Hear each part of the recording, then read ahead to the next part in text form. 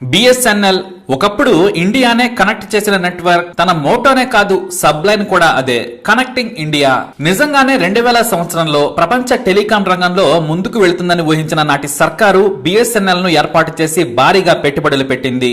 Land line లో అప్పటికే king BSNL. ఇక మొబైల్ విస్తరణ వేగంగా పెరగడంతో పాటు తక్కువ ఖర్చుకు సాంకేతిక పరిజ్ఞానం వస్తూ ఉండడంతో ప్రభుత్వ నిధులతోనే బిఎస్ఎన్ఎల్ ను ఏర్పాటు చేశారు. ప్రతి పల్లెకు మొబైల్ సిగ్నల్ ను అందించేలా భారీగా నెట్వర్క్ ను ఏర్పాటు చేసుకుంది బిఎస్ఎన్ఎల్. ప్రైవేట్ కంపెనీలు మారుమూల గ్రామాల్లో పెట్టుబడులు పెట్టేందుకు ముందుకు రాకపోవడంతో ప్రభుత్వమే చొరవ చూపి తక్కువ ధరకు మొబైల్ కనెక్షన్స్ ను ఇవ్వడం మొదలుపెట్టింది. అలా కశ్మీర్ నుంచి కన్యాకుమారి వరకు బిఎస్ఎన్ఎల్ భారీగా నెట్వర్క్ ను విస్తరించింది. 2000 సంవత్సరంలో మెజారిటీ షేర్ బిఎస్ఎన్ఎల్ దే. అయితే పతనం అవడానికి ఎక్కువ సమయమేమి పట్టలేదు. 2005 నుంచి బిఎస్ఎన్ఎల్ పతనం మొదలైంది. అప్పటి వరకు పబ్లిక్ సెక్టార్ యూనిట్ గా టాప్ లో ఉంది ప్రభుత్వ రంగ సంస్థ. ఇంకా చెప్పాలంటే ఇండియన్ రైల్వేస్ కంటే మార్కెట్ ఎక్స్పెండిచర్ ఎక్కువ, ఇండియన్ ఆయిల్ కంటే లాభాలు ఎక్కువ.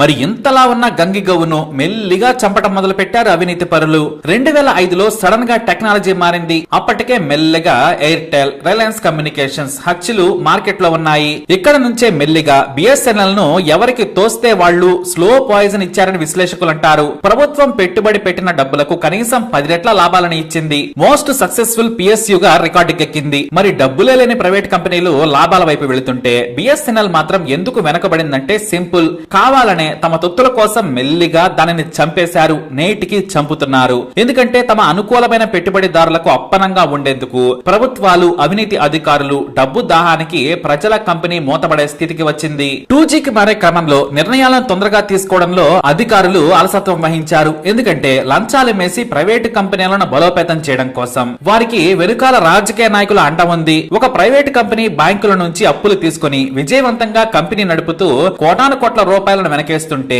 ఎంతో మంది మేధావులున్న కంపెనీ ఎందుకు వెనకబడిందంటే నిర్ణయాలు తీసుకోవడంతో పాటు కొత్త టెక్నాలజీ అందిపుచ్చుకునేందుకు సరైన ప్రోత్సాహం ఇవ్వలేదు. ఒకప్పుడు ఎయిర్టెల్, రిలయన్స్ కమ్యూనికేషన్, హచ్, వడాఫోన్ లేని చోట కూడా బిఎస్ఎన్ఎల్ సిగ్నల్ ఉండేది. రూరల్ ఏరియాలు లాభసాటి కాదని ప్రైవేటు కంపెనీలు టవర్లు వేసేందుకు వెనుకంజ వేశాయి. కానీ ప్రభుత్వ రంగ సంస్థ అయిన బిఎస్ఎన్ఎల్ విరివిగా టవర్లు వేసింది. సిగ్నల్ ను అందించి గ్రామీణ ప్రాంతాలకు కూడా మొబైల్ సిగ్నల్ స్ట్రెంత్ ను పెంచింది. కానీ ప్రభుత్వాది నిధులు మాత్రం ప్రైవేటు కంపెనీల దగ్గర నుంచి వేలాది కోట్ల రూపాయలను లంచంగా తీసుకుని బిఎస్ఎన్ఎల్ ను చంపారనేది అపవాదు. 2009 నుంచి మెల్లిగా ప్రైవేటు కంపెనీలు ఉత్సాహంగా సబ్స్క్రైబర్లను పెంచుకున్నాయి. ఎందుకంటే స్ట్రాంగ్ సిగ్నల్ తో పాటు నెట్వర్క్ స్పీడ్ తో పాటు మంచి కస్టమర్ కేర్ సపోర్ట్ కూడా.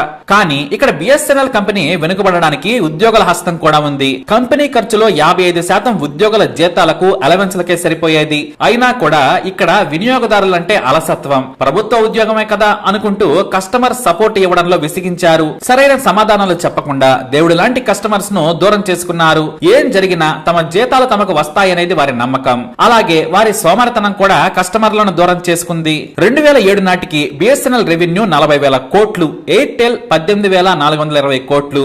కానీ మరుసటి రెండేళ్లు అంటే 2009 నాటికి ఎయిర్టెల్ 10,000 కోట్ల లాభాన్ని చవిచూస్తే ఇటు ప్రభుత్వ కంపెనీ మాత్రం 6% నష్టపోయింది.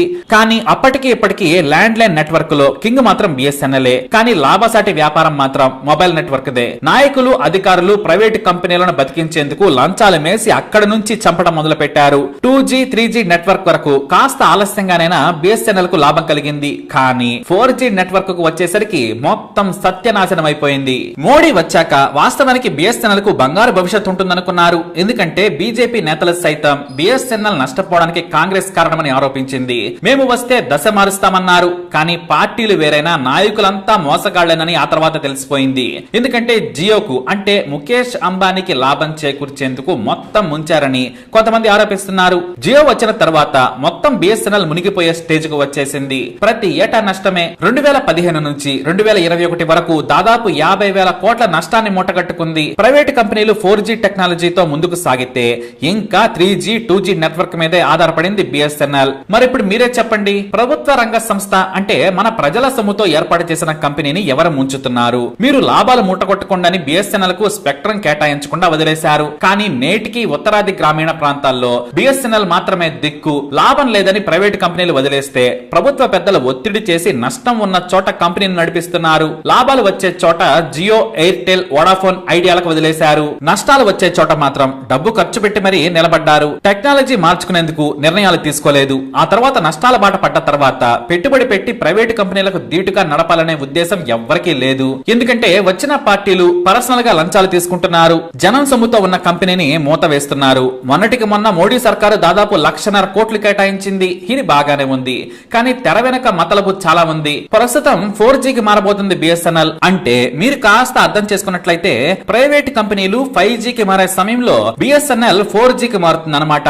అంటే ఒక తరం వెనుకబడి ఉంది. ఇక ఈ మొత్తం ప్యాకేజీలో కూడా కొంత అప్పుకు చెల్లించాలి, మరికొంత 4G ఎక్విప్మెంట్ కొనేందుకు వాడుకోవాలి, మరికొంత అంటే దాదాపు 25,000 కోట్లు ఎక్కడైతే 4G నెట్వర్క్ ఉందో లేదో అక్కడ బిఎస్ఎన్ఎల్ ను ఏర్పాటు చేయాలి. ఎందుకంటే ఆ ప్రాంతాలను ప్రైవేటు కంపెనీలు వదిలేశాయి కాబట్టి, లేదంటే అది కూడా దిక్కుండేది కాదు. ఇప్పుడు ప్రభుత్వం ఎందుకు మరీ అంత ప్రేమ చూపిస్తుందంటే దానికి ఓ కారణం ఉంది. వాస్తవానికి బిఎస్ఎన్ఎల్ ను బాగు చేయాలంటే ఒకేసారి 5Gకి మారిస్తే సరిపోయేది. ఏడాది క్రితం పనులు మొదలు పెడితే దానికే ముందు 5G స్పెక్ట్రమ్ కేటాయిస్తే సరిపోయేది. కానీ అలా చెయ్యరే. పైగా టెండర్ విధానంలోని కఠిన నిబంధనలు ప్రభుత్వ కంపెనీ పాలిట శాపంగా మారాయి. తమ సంస్థను తామే ముంచేందుకు ఇది పక్కా ప్లాన్ అన్నమాట. ఇక ఇప్పుడు 4G లేని చోట మీరు టవర్లు వేయమని ఎందుకు చెబుతున్నారంటే 2 కారణాలున్నాయి. ప్రభుత్వ ఉద్యోగులు అందుబాటులోకి రావాలంటే సమయం పడుతుంది.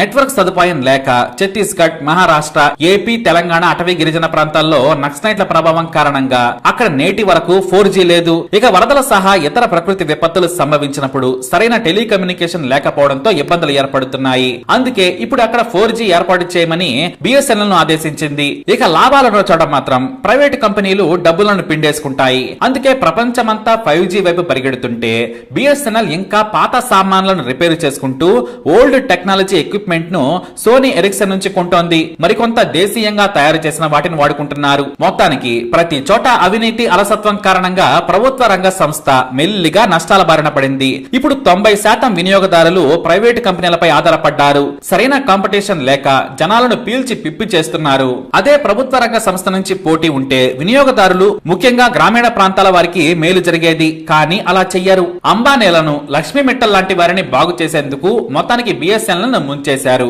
కొద్ది రోజులయ్యాక మూసేద్దామని అన్నా అంటారు. కాకపోతే జనాల నుంచి తీవ్రమైన వ్యతిరేకత వస్తుందనేది వారి భయం. లాభాల బాటలో ఉన్న కంపెనీలనే అమ్ముతున్నారు. నష్టాలు ఉన్నా ఎందుకు భరిస్తున్నారంటే జనం అంటే ఎక్కడో కొంత భయం. ఒకప్పుడు ప్రభుత్వ ఆఫీసులు, అధికారులు మొత్తం బిఎస్ఎన్ఎల్ వాడేవారు. మీ నెట్వర్క్ చెత్త, మాకు ఉపయోగపడడం లేదని ప్రైవేట్ కంపెనీలకు జనం సొమ్ము కడుతూ మారిపోయారు. ఇలా ఉంటుంది మన దేశంలో పరిపాలన.